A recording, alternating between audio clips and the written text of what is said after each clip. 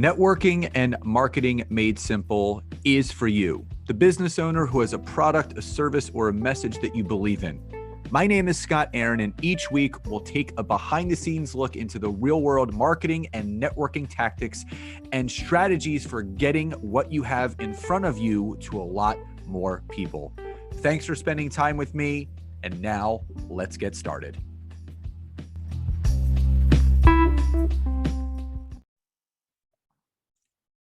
Hey, everybody, and welcome back to another episode of Networking and Marketing Made Simple. Super excited to have you back today.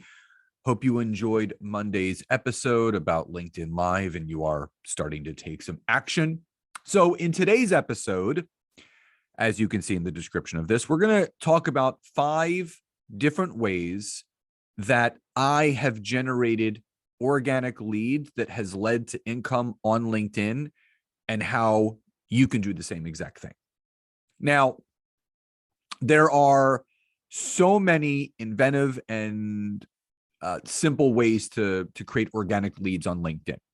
And you can do this without spending a dime on the platform. You don't need premium. You don't need Navigator or Recruiter. There's a lot of people that do that. Everything that I teach and it's based on is the free version. Now, when I was thinking about how I was able to create income using LinkedIn, there were 5 ways, and some of these are very recent, but they've worked. There are 5 easy, simple, and imperative ways for you to apply these things weekly to generate more leads, which in turn will lead to more sales in your business. So, and just to let you know, you don't need fancy tricks or fancy shortcuts. Just these 5 actionable things to apply and take action on. And the key is take action on. And that's what I'm going to talk about with all of you today. So here are 5 ways to generate organic leads on LinkedIn the way that I have and the way that you all can. Now, the first thing is to message people genuinely and openly without pitching or selling. So I've done episodes on this podcast on just this by itself. And you know, it's called my magic formula. And the great thing is, even if you're really not leveraging LinkedIn yet, which I really hope you're going to consider because of, you know, the changes to Facebook and Instagram, but this magic formula is completely applicable to Facebook and Instagram. So you can take this methodology. I'm going to do an example with you right now, and you can apply that to Facebook or Instagram, not a problem.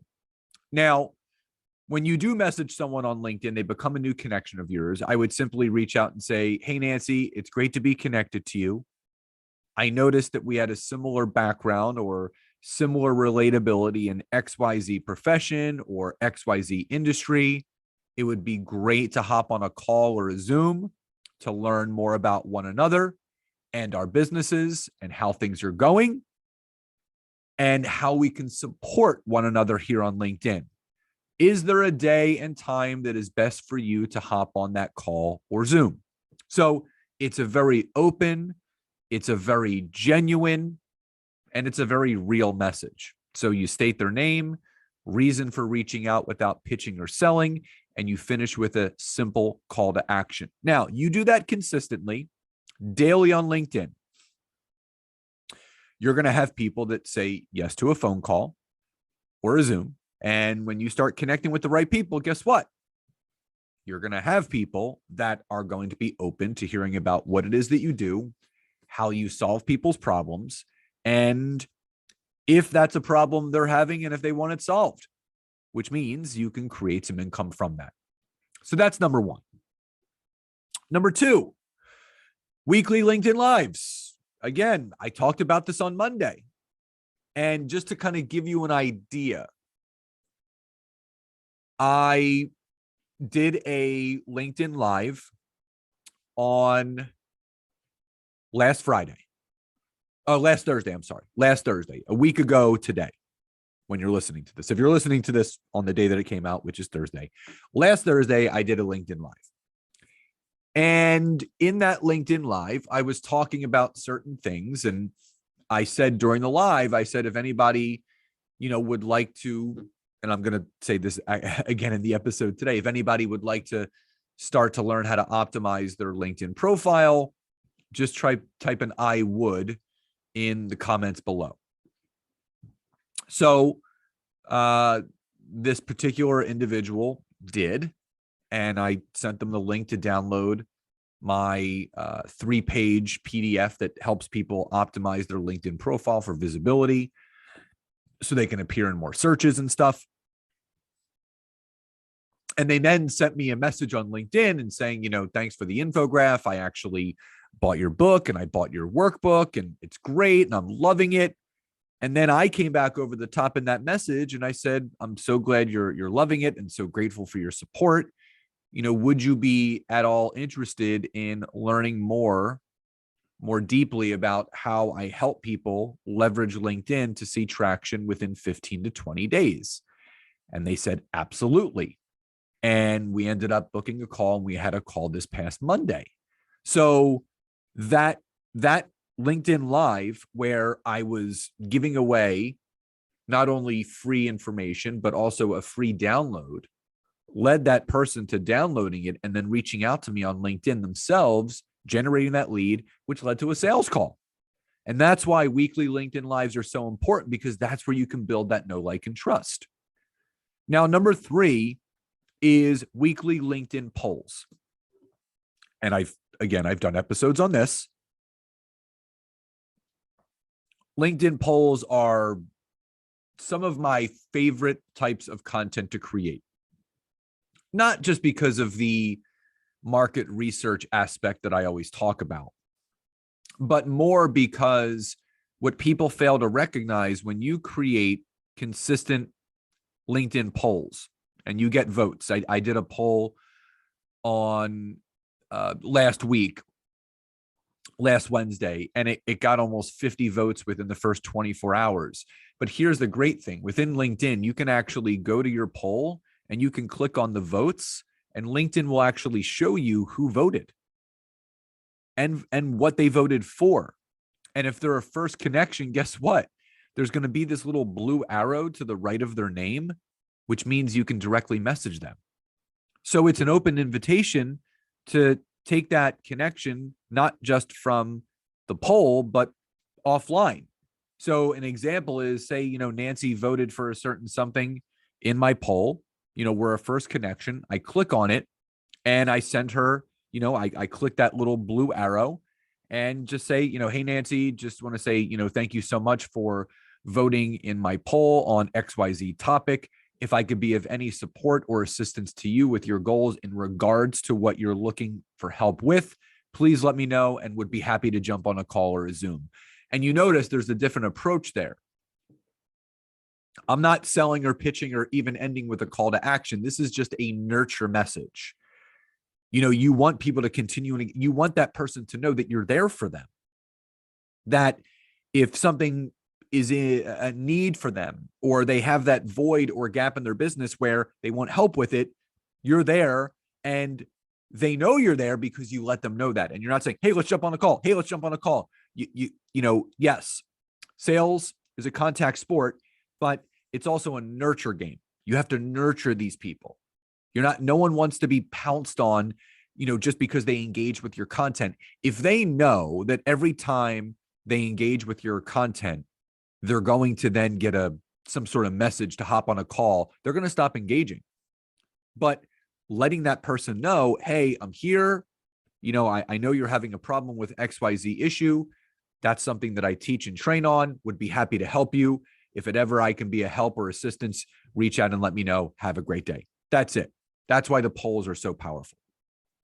Now, the fourth thing is something I touched on earlier in today's episode, is fully optimizing your LinkedIn profile. Now, as I mentioned in my LinkedIn Live last week, and I'm going to mention here right now, anyone that has not fully optimized their profile with my free download, now you have an opportunity. In the description of this episode, I'm going to leave a link to download my free infographic. It's a 3-page infographic that teaches you the proper way to set up your headline, your about section, your experience section, the volunteer experience, the groups that you should join and why. And basically you print it out, file it, and you'll start to optimize your LinkedIn profile so you appear in more searches. You have more people visiting your profile, which is going to generate more leads. And that's the thing. When you have a fully optimized profile the right way, you will have people that visit your profile, know exactly what it is that you do, how you do it, why you do it, and who you serve in what you do, which is going to lead people to reaching out to you. And I saw an uptick, not just in the amount of people that were viewing my profile, the amount of searches that I was appearing in, which, again, leads more people to actually connecting with you. And just to kind of give you an example of this, just to kind of in the last 7 days, I've had almost 1,200 people view my profile.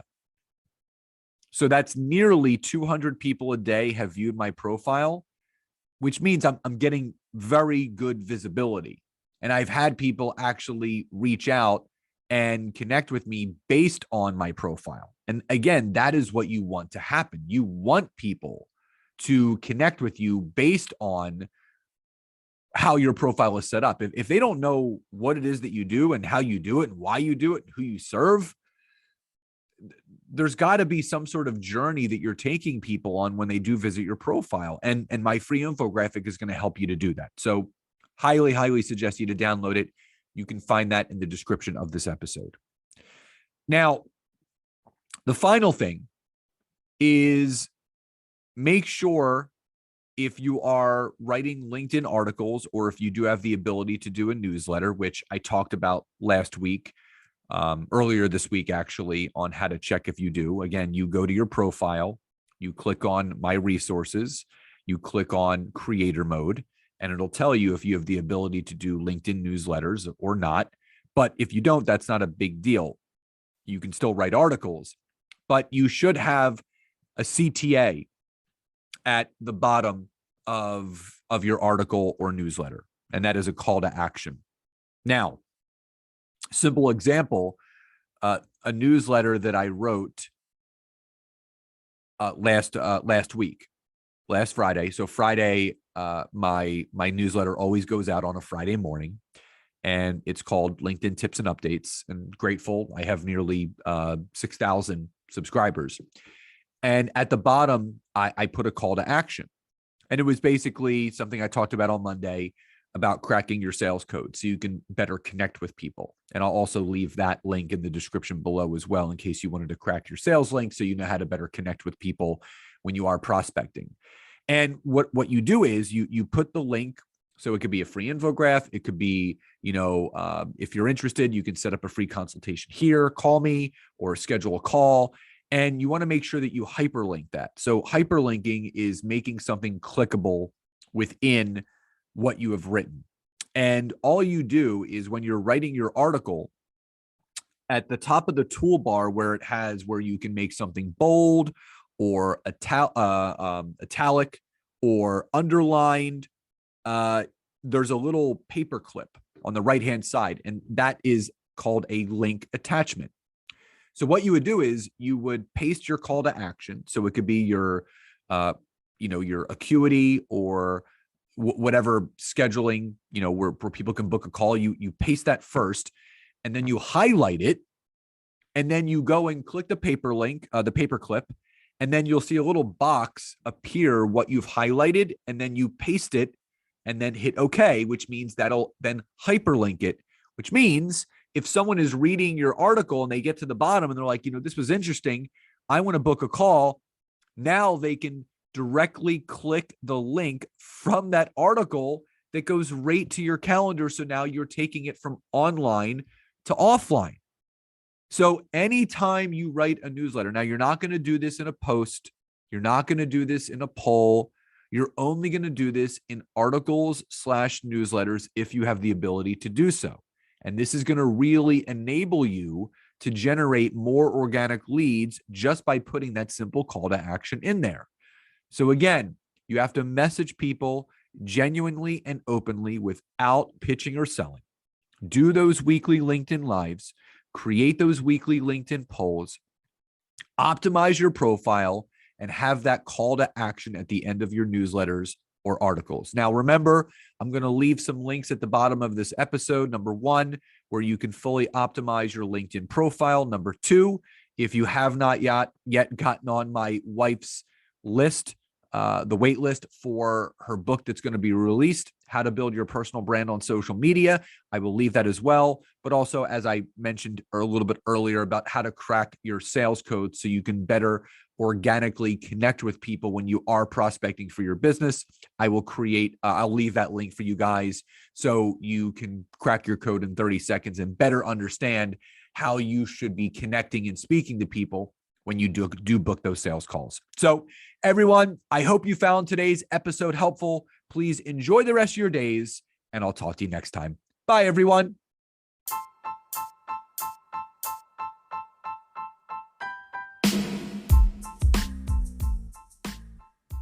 Thank you so much again for checking out today's episode. And if you are listening through iTunes, Spotify, wherever you are, please leave me a rating and review. Let me know what you loved, what you would like to see improved, or ideas you have for future episodes. And if you are interested in taking your business to the next level, don't hesitate to go to my website, www.scottaaron.net, where you can schedule a free discovery call with me, where I can learn more about you, your business, what you're struggling with, and how we can work together. And don't forget to check out my wife, Nancy, and mine, our free community on Facebook called LinkedIn Leads for Life. We would love to see you in there. Have a great rest of your day. And thank you, everyone, for your support. Grateful for each and every one of you.